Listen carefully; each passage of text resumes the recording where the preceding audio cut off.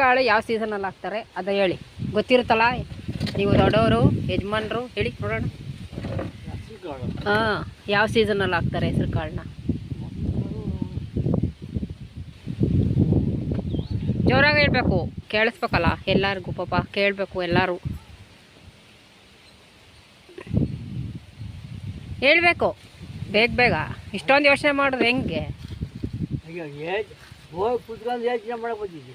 ಹಾಂ, ಏನು ಬಂದರೆ ಹಸುಗಳು ಹಾಕ್ಬೇಕಾದ್ರೆ ಹಾಂ, ಹಸು ತದ್ದಿ ಎಂತಪ್ಪ ಸುತ್ತೆ ಮಾಡಬೇಕು, ತಿಂಬಳಿವಲ್ಲ ಹಾಂ, ಅಲ್ಲ ತಳಿ ನೆನೆಸ್ಕೊಳ್ಳೋದು. ಹಾಂ, ಆಮೇಲೆ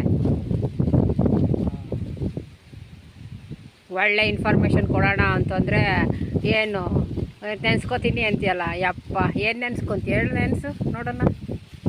ಏನು ಅದು ಅಯ್ಯ ನಗ್ಬೇಡ, ಇನ್ಫಾರ್ಮೇಷನ್ ಕೊಡು. ಅಳುಬ್ರಿಗೆ ಚೆನ್ನಾಗಿ ಗೊತ್ತಿರುತ್ತೆ ಏನೇನು ಎಲ್ಲೆಲ್ಲಿ ಏನು ಹಾಕ್ಬೇಕಾಗಿದೆ, ಭೂಮಿ ಮೇಲೆ ಬೆಳೆ ಮಾಡಬೇಕಾಗಿದೆ ಎಲ್ಲ ಗೊತ್ತಿರುತ್ತೆ. ಮತ್ತು ಹೇಳು ಅಂದರೆ ಒಳ್ಳೆ ನೆನೆಸ್ಕೊತೀನಿ ಅಂತೀಯ.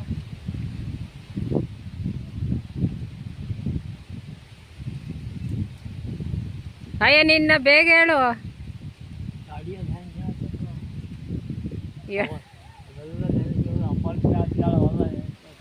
ಅವೆಲ್ಲ ನೆನೆಸ್ಕೊಂಡ್ರೆ ಏನಾಗುತ್ತೆ? ಜಲ್ದಿ ಸಿಕ್ಕುತ್ತೆ ಕೈಗೆ ಸಿಕ್ಕುತ್ತಾ? ಏನು ಏನು ದವಸ ಧಾನ್ಯ ಹಾಕೋದಕ್ಕೆ ಫಸ್ಟಿಗೆ ಆಮೇಲೆ ಹಾಕ್ಬೇಕಂದ್ರೆ ಅಯ್ಯ ನಿನ್ನ ನೋಡಿದವ್ರು ಏನಂತಾರೆ, ಯಾವ ಥರ ರೈತ ಇವನು ಅನ್ನಲ್ವಾ? ಯಾವ ಥರ ರೈತ ಅಪ್ಪ ಇವರು, ಏನು ತಿಳ್ಕೊಂಡಿಲ್ಲ ಅನ್ನಲ್ವಾ? ಮತ್ತೆ ಅದೆಲ್ಲ ಗೊತ್ತು ಮಾಡ್ಕೋಬೇಕಲ್ಲ ಅವು.